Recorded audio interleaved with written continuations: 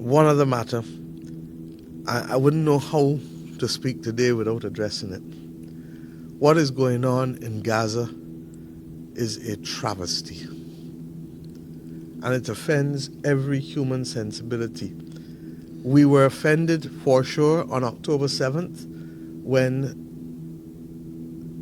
persons were killed in Israel in acts that were utter terror. But what has happened since then is dwarfing that in terms of the scale of I don't even think the horror and terror is sufficient to describe it. Because separate from the bombs, the notion that people will not have access to water, or people do not have access to fuel, or that babies have to lie on beds cuddled next to one another in the pictures that we've seen in order to keep some level of warmth. These things are not good. It is perhaps the first televised genocide, and hence the world is responding across. I think in our own country this weekend we have a march, and it is right and fitting that people on all sides should be able to express their opinion.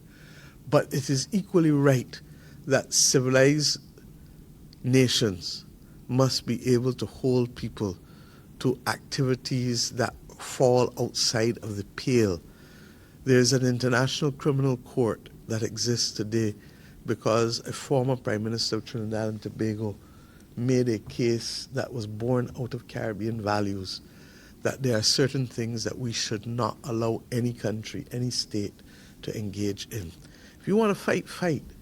But don't have young children, old people, honest, and civilians become victims of a battle in a way that simply finding a humanitarian ceasefire could have removed from them the threat of loss of life.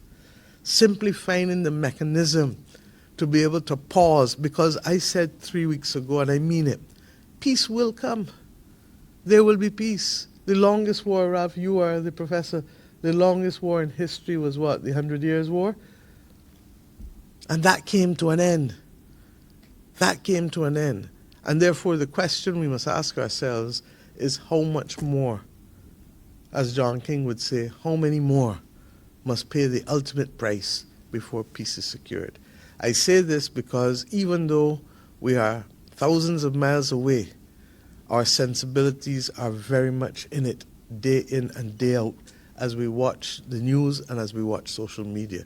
And I ask our people to pray for both sides, and to pray that they will find in them the courage to build the peace that the world needs. And this is not to say that their battle has any more value than what is going on in Darfur, in Sudan, in other parts of the world, but this one, regrettably, has been constant in people's living rooms and bedrooms and dining rooms because it is being televised. And I pray, therefore, that all countries of the world will urge that we secure peace before what we do is resurrect centuries-old enmity that will last yet again for decades, rather than seeking to be able to build a peace. I ask my brother on this point, who I know feels very strongly